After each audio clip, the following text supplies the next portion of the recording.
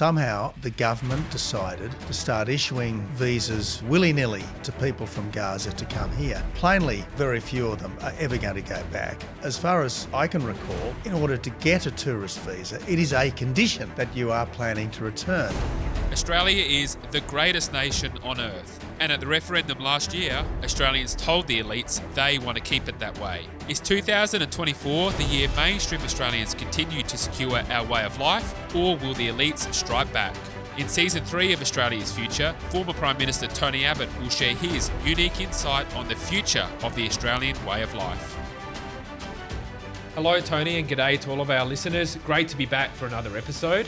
Today, Tony and I will be discussing the issuance of visas to Palestinians coming out of a war zone, the continuing issues in Australia's energy market, and issues with the New South Wales Liberal Party and Tony's views on what should be done. Tony, great to be back. Dan, lovely to be with you. All right, lots to talk about as always. I think the main topic, top of mind for most people, is the national security issues here in Australia, with this government issuing some 3,000 visas to Palestinians, apparently without any meaningful checks. This seems like an extraordinary move, out of step with our comparable nations and allies. Tony, what are your thoughts on this particular matter? It's worth recalling John Howard's famous statement, we will determine who comes to this country and the circumstances under which they come. It seems that the Albanese government, without, it seems, any formal cabinet process, without, it seems, very much official advice, if any, decided to give out large numbers of tourist visas to Gazans. They're in a war zone.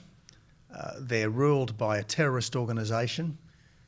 To the extent that we can know, it seems that about 2/3 of the people of Gaza support Hamas and thought that the October 7 atrocity was justified. Certainly from birth or from infancy, Gazans are schooled in Jew hatred and West hatred. So somehow, and we can only assume it was to prop up Labor seats in Western Sydney, somehow the government decided, or the Prime Minister and presumably the Foreign Minister and the Immigration Minister decided to start issuing visas willy-nilly to people from Gaza to come here. Now, plainly, none of them, or very few of them, are ever going to go back. Under no circumstances should you issue a tourist visa to someone who is unlikely ever to return. In fact, as far as I can recall, in order to get a tourist visa, it is a condition that you are planning to return. And in many cases, from problematic countries, there was an insistence that people had return air tickets before they were given a visa. So this is most irregular at every level. It's irregular in that it's a misuse of tourist visas. It's irregular in the sense that there appears to have been no normal decision-making processes. It's improper in the sense that the government appears to have put its short-term political interests ahead of our long-term national interests. I mean, I'm trying to recall the exact words of our citizenship pledge. From memory, it goes something like this. From this time forward, under God, I pledge my allegiance to Australia and its people, whose democratic beliefs I share, whose rights and liberties I respect, and whose laws I will uphold and obey. Now, people from Gaza, they've been brought up in anti-Semitism, in rank anti-Semitism. Yep. It seems that in places like Gaza, women are not respected. Certainly they have no rights. Gays and trans people are thrown off buildings. Political dissent is dealt with utter ruthlessness. How can anyone from Gaza, well, we would think that most people from Gaza, without at least a period of significant, I guess, personal renewal, hard to imagine anyone from Gaza being able to put his or her hand on the heart and recite the citizenship oath. And yet the government has issued some 3,000 visas to people from Gaza, And it's brought them in without interviews,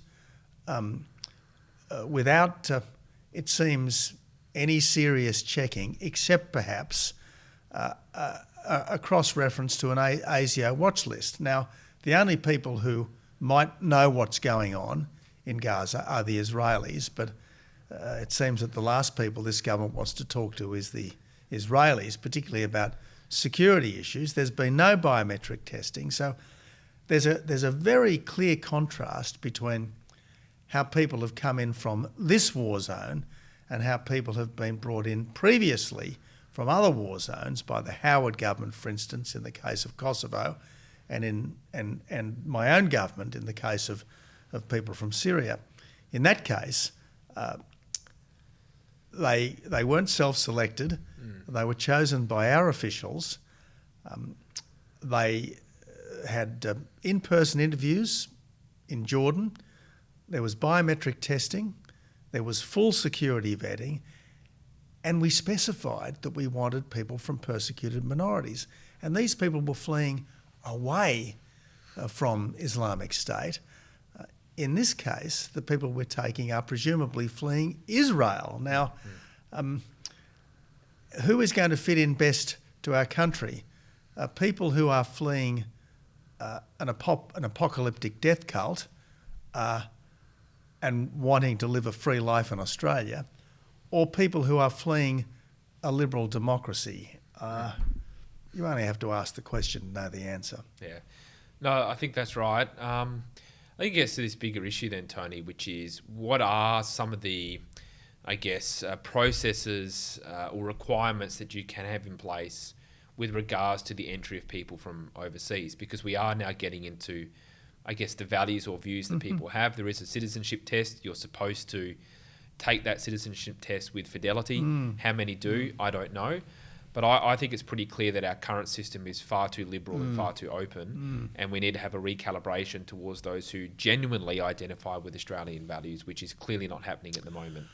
Well, that's got to be the worry. And again, when I was PM, I kept talking about the need for everyone to join Team Australia. And it seems that in more recent times, particularly under the current government, it's basically just come one, come all, and live in Hotel Australia. But this country cannot simply be a place where a disparate and often very divided group of people live. It's got to be a place that has an animating spirit. And given that we can't really have an ethnic patriotism, we've got to have a strong civic patriotism, as they have long had in the United States. A belief that this country is special, that we are in some ways global standouts for freedom and fairness.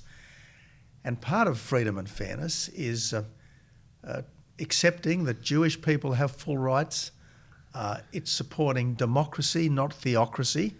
And yet that's certainly not what happens under an apocalyptic death cult in Gaza.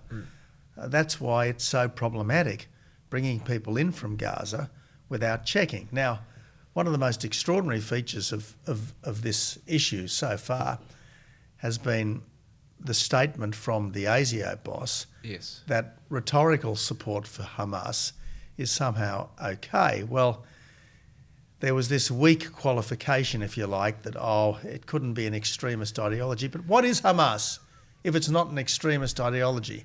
And rhetorical support for an extremist ideology is some kind of commitment to that extremist ideology. Now, the idea that we should be indifferent as to whether people who are coming to this country and are almost certain never to leave do or do not support an apocalyptic death cult, the Hamas ideology, that's absolutely central. Absolutely central. And no serious country would welcome into its midst people who find the values on which this country is supposed to be based utterly repugnant. Why do you think the head of ASIO made those comments? Because I found them puzzling. They didn't seem to me to be off-the-cuff comments, but considered comments. I have to admit my first instinct was that perhaps ASIO has been politicised to an extent. I hate to think that that's the case, but I found that those comments puzzling and out of step with what we would normally expect from ASIO, which for as far as I can remember has been impartial and rigorous in its public interventions. What was your take on it? Look, I don't really want to speculate, Dan, on what was going through his head at the time. And look, these interviews are quite tricky situations. I mean, I've certainly said plenty of things in interviews which, if I'd had more time to refine my observations, I might have phrased them slightly differently. It's one of the reasons why I think public servants, particularly public servants in the security space, perhaps shouldn't do too many interviews. Give speeches, fine, but perhaps not do too many interviews. So look, I really don't want to speculate. He wouldn't be the first public servant who was, I guess, wanting to, if you like, create some space for the government. Nothing wrong, I suppose, with a public servant wanting to put the best possible, if you like, spin on government policy. Yeah, it's I think unfortunate that it hasn't been clarified, and I think what a lot of us would like to know is, did the government seek any formal advice from ASIO before it started issuing these visas? Did the government seek any formal advice from its own department before it started issuing these visas? We've got one former senior officer of the Immigration Department saying on the record a few days back that as far as he can make out, if the department had been asked for advice, it would certainly have not given any advice to just start issuing willy-nilly tourist visas. So look, I mean, this whole issue has been grotesquely mishandled. There should have been a formal decision. It should have been properly announced and suitably justified. And frankly, if there was any possible problems with it, and you'd think there'd be a mountain of problems with this one, they should have got formal advice from the relevant departments and from the security agencies, and it seems that none of that has happened. Well, I think that's right, and I hope forthcoming Senate estimates will hopefully reveal some further information, though I wouldn't be banking on it at this point. Let's talk about energy. Latest topic which has come up earlier this week, which is renewed warnings yet again, Tony, of the looming shortfall on our energy market. We've had some big players come out earlier this week, Cenex Energy, APA Group, Manufacturing Australia and others who have said, look, if we can't have reliable energy, we're not going to have an economy to speak of, and we can't have manufacturing if we don't have low-cost energy supplies. I mean, it seems, Tony, every 2 or 3 weeks these warnings are coming out. It's not as if we have a shortage of the resources, it's that we have a shortage of good public policy to get those resources onto our market as soon as possible. So, Tony, what's your perspective on this issue as we continue to talk about it? Well, Dan, we've said this before. It's even more so now than it was last time we discussed this. It's a slow-motion train wreck, but sooner or later there is going to be pandemonium. You cannot run a modern economy, you cannot have a modern society without electricity. I mean, every single thing just about that we take for granted, our TVs, our fridges, our phones, our lifts, our cash transactions at the shops, are all utterly dependent upon electricity. So we need affordable, reliable electricity, and that's what we can't get from wind and solar power, because it only works when the weather is right. Now, okay, there's talk of batteries, and there's talk of pumped hydro, and there's talk of green hydrogen, but as we know, batteries at this stage are nothing like grid scale. The pumped hydro that they're trying to bring in, Snowy 2.0, has been subject to absolutely massive delays and cost overruns. Something that was supposed to cost $2 billion and take under 5 years has so far taken close to 10 years and is costing $12 billion plus. Green hydrogen, well, it's just never been done anywhere at scale. And there's the problem of the, I suppose, instability of hydrogen as an element, but there's also the extra energy that's need to generate to convert, to produce it in the first place, and then freeze it, and then compress it, and all the rest of it. I mean, look, and the thing is, we had a perfectly good system. Yep. We had a perfectly good system. All of this upheaval and expense and disruption is to give us what we've always had, only with low emissions. Now, let's assume for the moment that it really is important to get to net zero. Well, the only way to get to net zero and keep the lights on is with nuclear. And that's the one thing that this government is hysterically opposed to, even though, paradoxically, it tells us that it's okay to have nuclear power on submarines, but somehow it's not okay to have nuclear power on land. So this is it's certainly economic self-harm. It's akin to economic suicide. And yet we're marching down this path, and the Prime Minister and the Energy Minister certainly claim to have not the slightest doubts. There's not the slightest contemplation of a plan B. On the side, state Labor governments are actually quietly, in the case of the Victorian government, secretly paying under the table amounts. We don't even know what the quantum is in Victoria, under the table amounts to coal-fired power generators to keep going. Yep. So that the lights don't flicker. But it's just no way to run a country. And we've had in New South Wales the Labor government there keep a roaring going for at least 2 years, and I suspect many more, which was a good decision. It was a good decision, and the Labor government in New South Wales, to its credit, has put a cost on that. It says upwards of $200 million a year in subsidies to keep this thing going. But again, this is the craziness of it. We started off subsidising renewables in order to get to net zero. Then when power bills went through the roof, we started subsidising consumers. And now, when the lights are threatening to go out, we're subsidising fossil fuel electricity generators. Now, why don't we just cut out all the subsidies and let the system work as it used to on a reasonable market basis? Yeah, and look, in essence, I think the coalition's policy now is gas, nuclear, and some renewables is, I think, what they're taking. I've got to be honest, I think that the whole problem here is net zero. And until our political leaders recognise that it is a failure, we're going to struggle with this. I mean, nuclear clearly is an important part of the future, but even it is 10 or 15 years.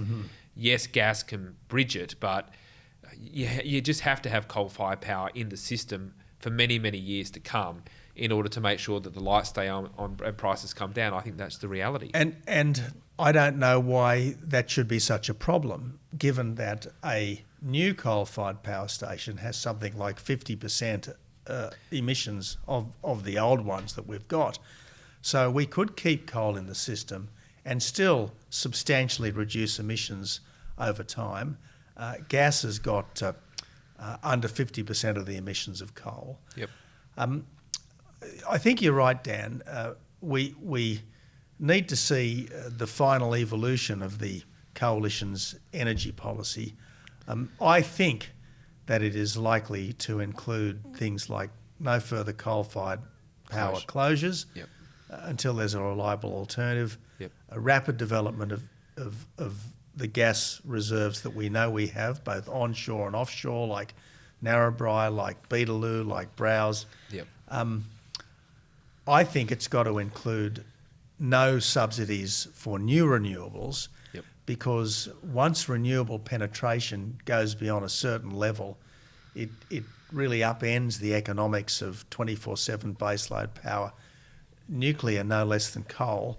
I mean, really the only reliable, feasible baseload in this country that is consistent with large renewables penetration is gas, because gas can be turned up and down very, very quickly, unlike the the coal-fired and the nuclear power. So look, I think there is a feasible, realistic policy that will stop the crazy escalation of costs, the gargantuan additional expenditure open to the coalition, but it hasn't quite formalised it as yet. No, and my understanding is that there will be an announcement in the coming weeks to formalise that policy. But I certainly hope at a minimum there is a policy of, as you say, no further closures to coal-fired power up until there's at least a replacement.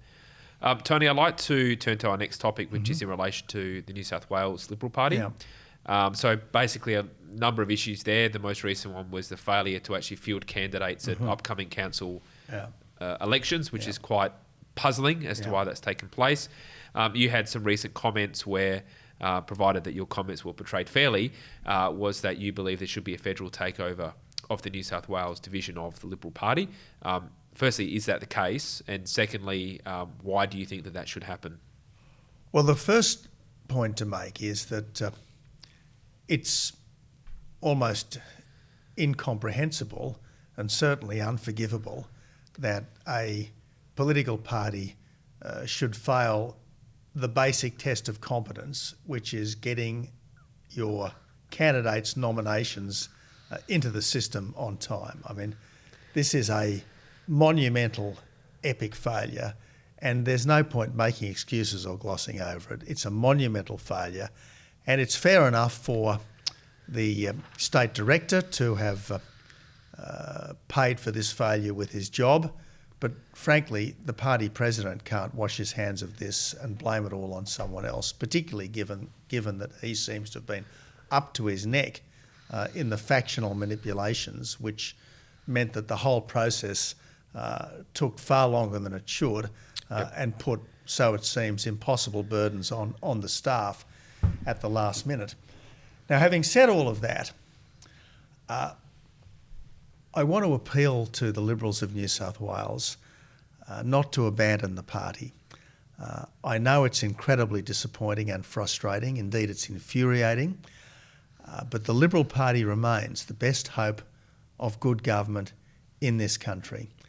And if you abandon the Liberal Party in disgust or despair, understandable though that sometimes is, you are just leaving the party in the hands of people who are less committed probably than you are to good government and good values along the lines of Bob Menzies' "We Believe" statement.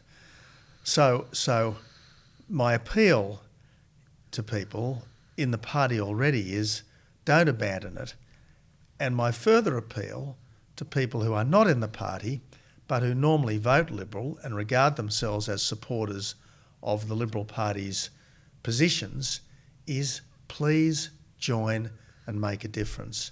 Too often in the New South Wales Party, and I suspect it's true in other divisions as well, members have not been taken sufficiently seriously. You've been expected to turn up, pay up and shut up rather than be listened to and given the chance to pre-select your local Liberal representative. So members haven't been taken seriously. They haven't been encouraged to debate policy. They haven't been often given the right they are supposed to have to be involved in pre-selections. That was part of the problem before the last federal election. The pre-selections were deliberately delayed till the last minute so that there couldn't be a rank and file pre-selection. There had to be an executive stitch-up. So look, please join the party and work with those of us who want the party to be fully democratic and fully accountable, to be everything that it should be.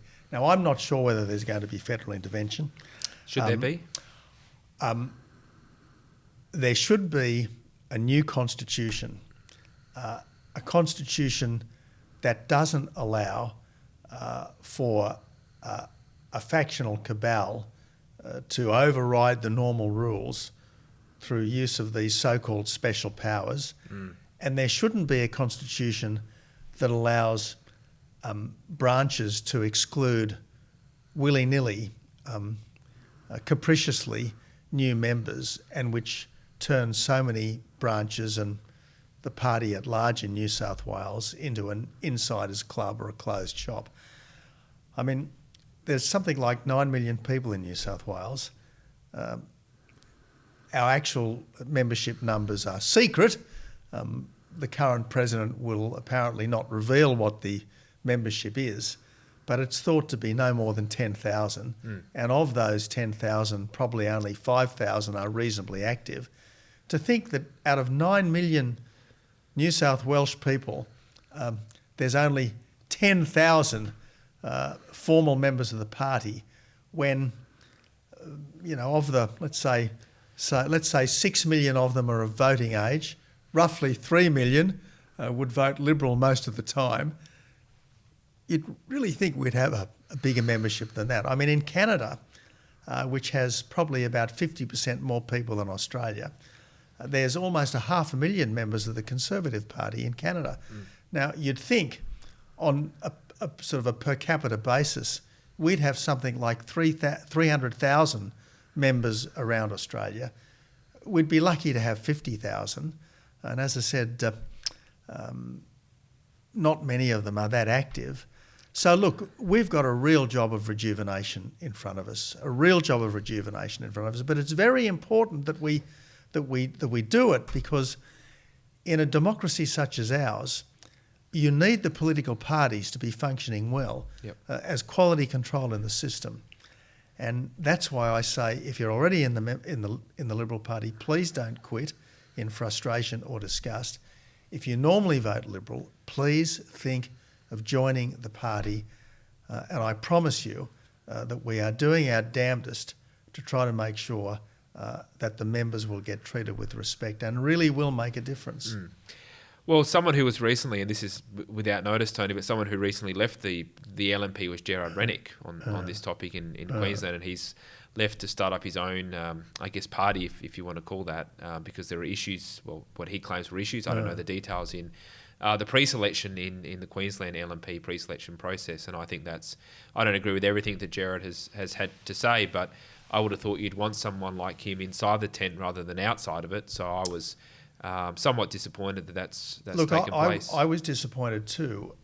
I don't know Gerard well, but what I've seen of him has quite impressed me. It seems there were some possible irregularities in the Senate pre-selection that basically meant that he was out of the Senate. He obviously wants to stay in the Senate, and he's decided that the best way of keeping himself in the Senate is to form a new party. I always discourage people who speculate on forming a new party.